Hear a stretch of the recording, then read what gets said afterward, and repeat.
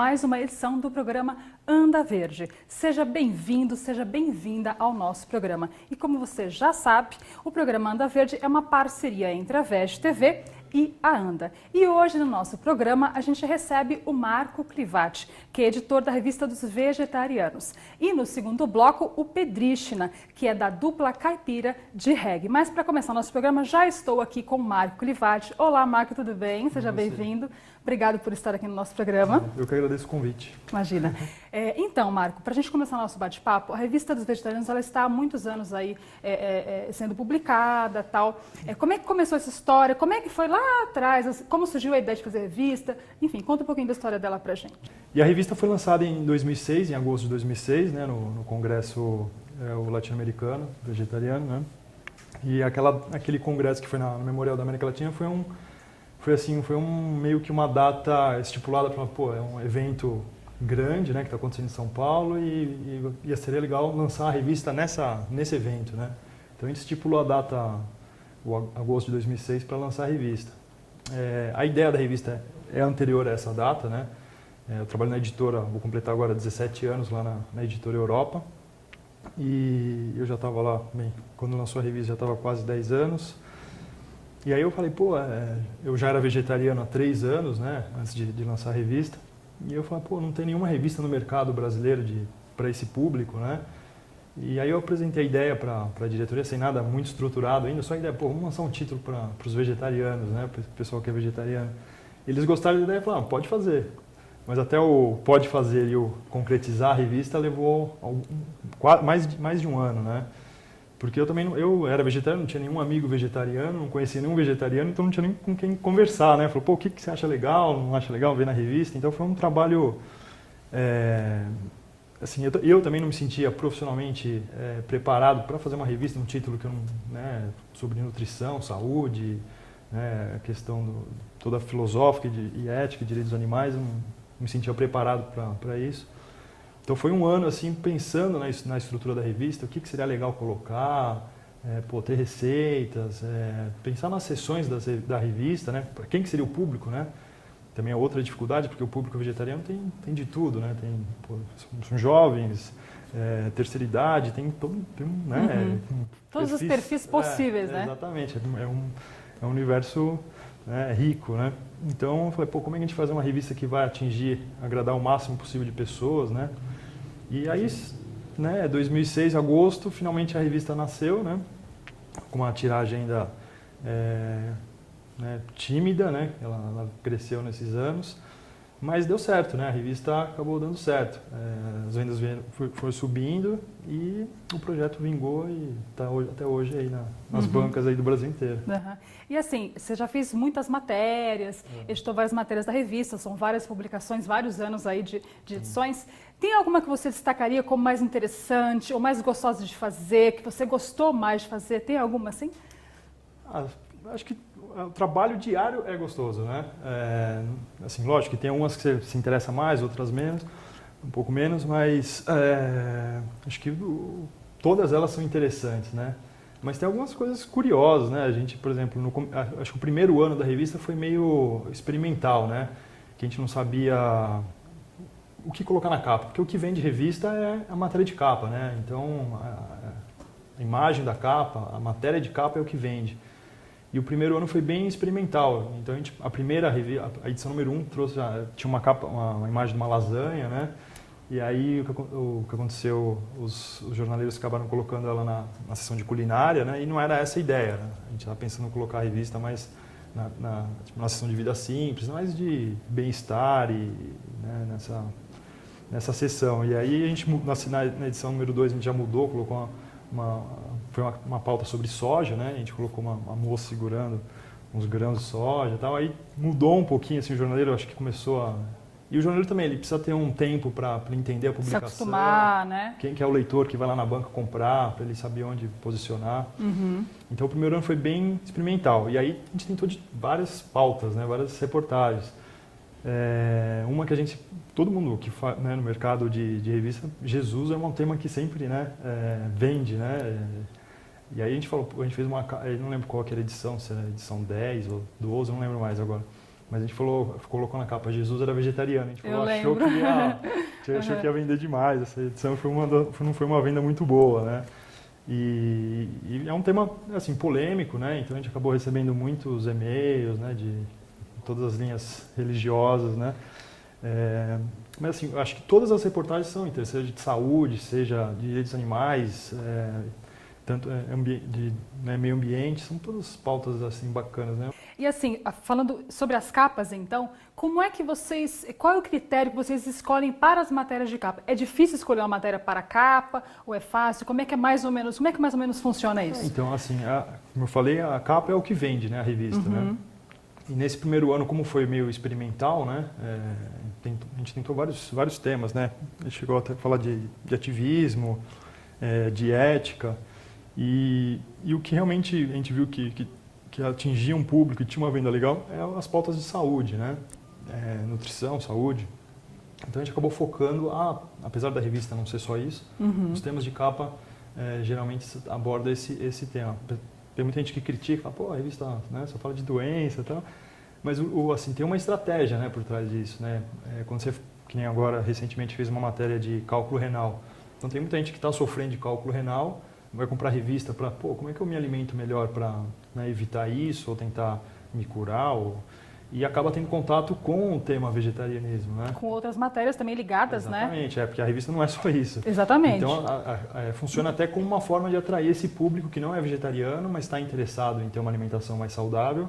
Como é que é a sua vida como vegano? Como isso começou na sua vida? Como é que foi o processo? O veganismo, eu me tornei vegano por causa da revista, né? Na realidade, porque antes da revista existir, eu era ovo-lacto vegetariano. E inclusive a revista no começo ela não seguia uma linha, a linha editorial da revista não era vegana. A gente inclusive tinha algumas receitas, colocava ovo, queijo, e os leitores naquela época já falavam, mas por que vocês colocam, né, os leitores veganos e tal. E aí eu fui tendo contato também, eu não tinha nenhum amigo vegetariano, nada. E aí com a revista comecei a conhecer ativistas, veganos, gente do meio, né, e você acaba tendo contato com a realidade, né, com a indústria do leite, né, as grandes e tal. E aí a partir da edição, se não me engano, a edição 8, né, que eu me tornei vegano e a revista também virou vegana, né, foi uma ajuda mútua, né. Então foi por causa disso que eu me tornei vegano, né, por causa da revista e esse contato que eu tive com as pessoas e falar, realmente ver aquela verdade não tem porquê. E assim, para a gente encerrar nosso bate-papo, infelizmente, já vai encerrar, uma pena, né? Mas assim, você como uma pessoa de mídia que trabalha muitos anos com revistas e tal, você acha que as revistas ou a mídia no geral que trata desses assuntos, veganismo, direitos animais, ela vai auxiliar realmente as pessoas a melhorarem a sua qualidade de vida, respeitando os animais, acima de tudo? Você falou a mídia em geral. A mídia em geral. Acho que depende do jornalista. Eu vejo muita reportagem bacana, né, que trata o assunto de uma forma, né, sem preconceito e utilizam fontes, né, entrevistados que realmente conhecem, né, o assunto, que saem na mídia que são realmente positivas e outras que realmente são bem negativas, né. Mas acho que a mídia está começando a falar mais do assunto, né? A esclarecer mesmo para as pessoas que estão em casa, que estão assistindo, até ler a revista. Acho que está começando a melhorar, né? Não, com certeza. Acho que o assunto está cada vez mais em pauta, né? Sempre sai algum assunto relacionado, né? Agora aquele relatório de Estocolmo falando sobre a água, que teve algumas reportagens aí na mídia falando até 2050 todos vão ter que virar vegetarianos por causa da escassez da água. E isso acaba gerando uma coisa levando a outra. Despertando interesse, né, também. Aí já depois, na semana seguinte, fala o McDonald's vai abrir um restaurante vegetariano na Índia, né? Então acho que uma coisa puxa a outra, né? Então sempre quando sai algum estudo, seja meio ambiente ou de saúde, e assim, acaba atingindo, né, a grande mídia, isso acaba puxando, né? Quando a grande mídia fala do assunto, o resto vai... né, acaba indo também atrás do assunto e isso é muito bacana. Acho que põe o tema em pauta, né, que é tão, né, difícil você ver isso na mídia, mas acho que realmente está cada vez mais em pauta, né? Acho que principalmente por causa da questão ambiental, né? Acho que a questão ambiental traz esse tema, né, em discussão, apesar de não ser acho que tudo tem uma solução ambiental e a questão dos direitos animais fica de lado, né? que não é só a questão ambiental, acho que o principal é a ética, né? Uhum. E respeito aos animais. Então, mas eu acho que é positivo, né? Ter o tema lá, ter a pauta, né, presente na grande mídia é muito positivo. Quando tratado de forma, né, certa e ética e decente. Bom, obrigada mesmo, de verdade, por ter vindo, viu, aceitado o nosso convite. Eu que agradeço o convite aqui, é sempre um prazer falar sobre a revista e falar sobre vegetarianismo. Né? Obrigada. Bom, o programa Anda Verde faz aí uma pequena pausa, mas daqui a pouquinho a gente está de volta com o segundo bloco, Pedriche na dupla caipira de reggae. Até já.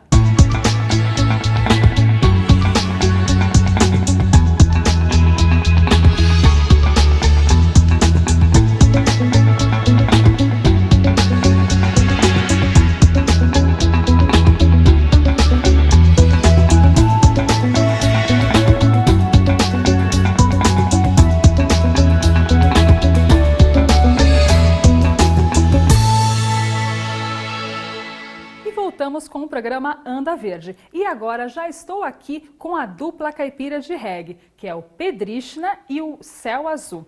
Sejam bem-vindos, muito obrigada pela presença de vocês aqui no programa.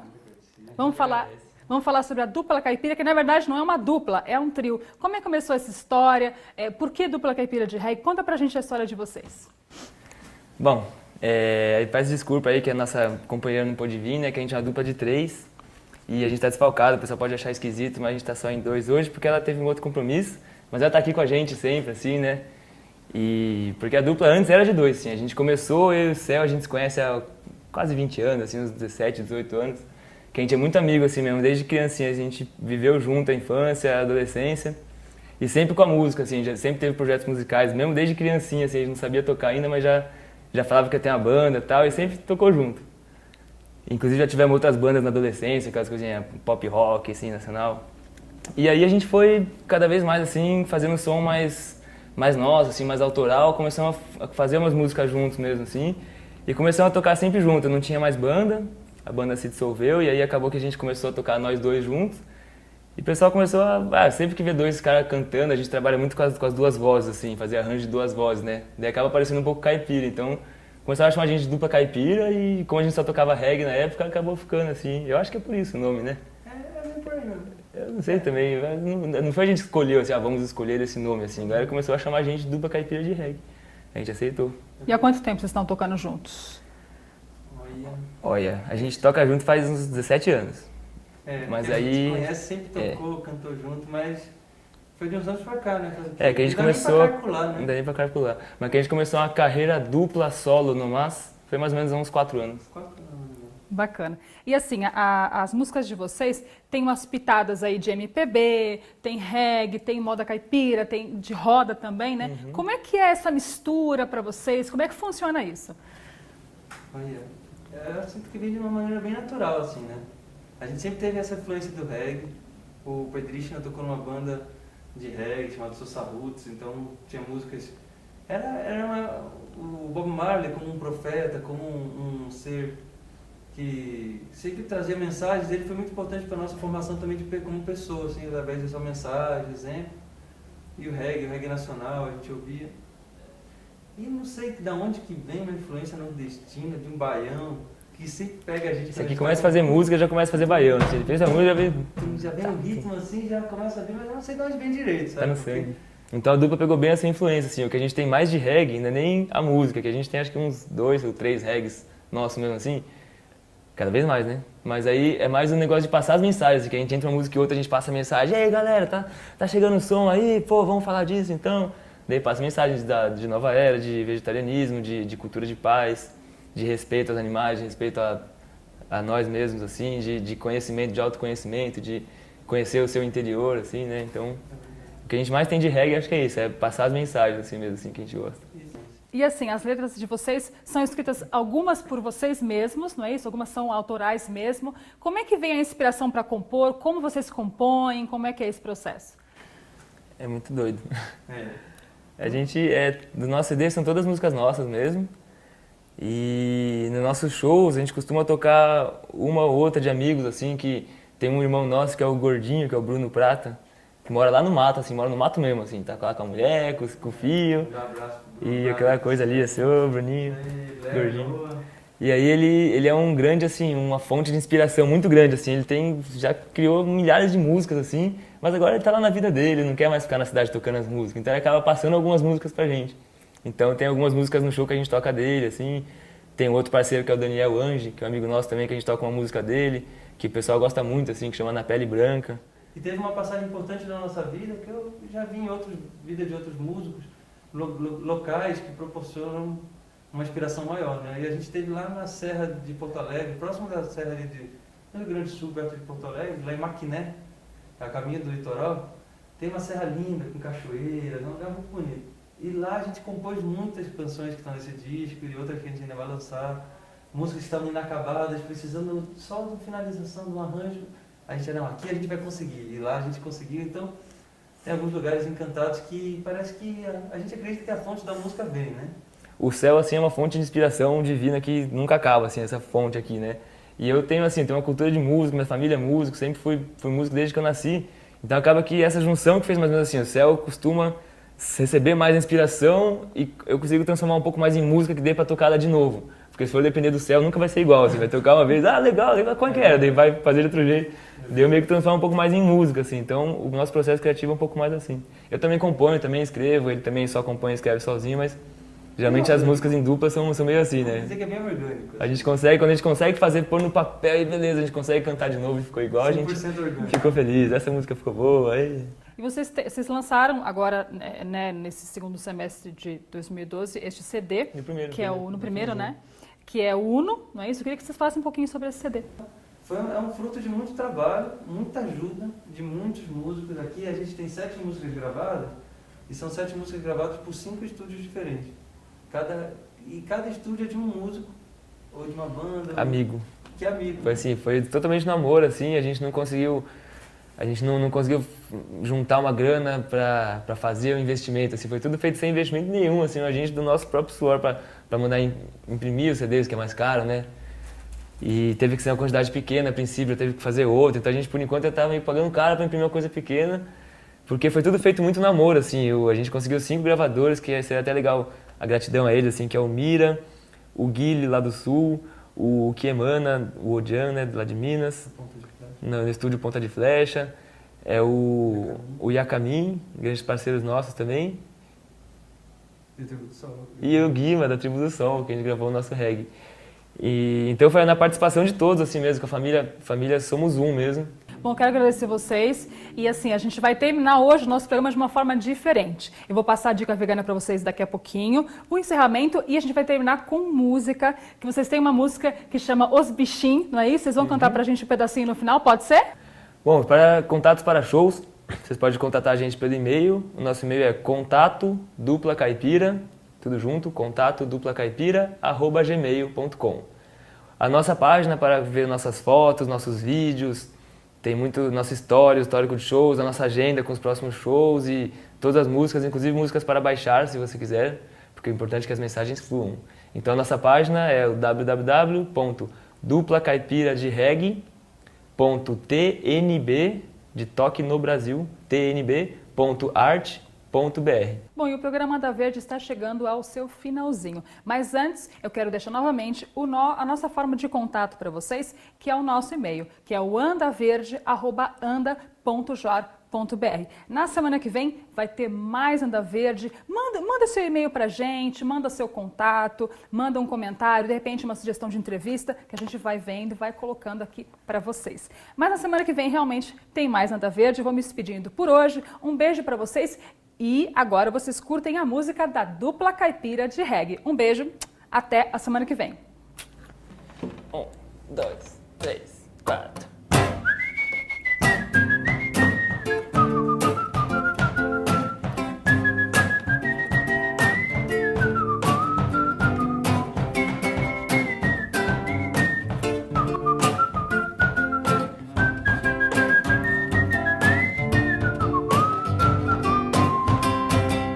Eu não mato pra comer, eu como mato pra viver. Eu não mato pra comer, eu como mato pra viver. Eu não mato pra comer, eu como mato pra viver. Eu não mato pra comer, eu como mato pra viver. Eu não mato carrapato, eu joguei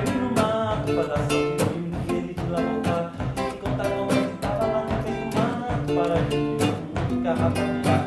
Eu não mato carrapato, eu jogo no mato pra dar sorte pra mim. Ele vira verdade e me conta como é que tava lá no meio do mato. Pavode muito carrapatear. O micuim sai de mim, sai sim. Mutuca não me cutuca não. Bicharada em paz comigo, pois somos irmãos. A barata é o maior barato, bicho grilo não é cri-cri. Que criança é mais um bichinho na teia de existir. Eu não mato pra comer, eu como mato pra viver. Eu não mato pra comer, eu como mato pra viver. Eu não mato pra comer, eu como mato pra viver. Eu não mato pra comer, eu como mato pra viver. Tchauzinho, até semana que vem.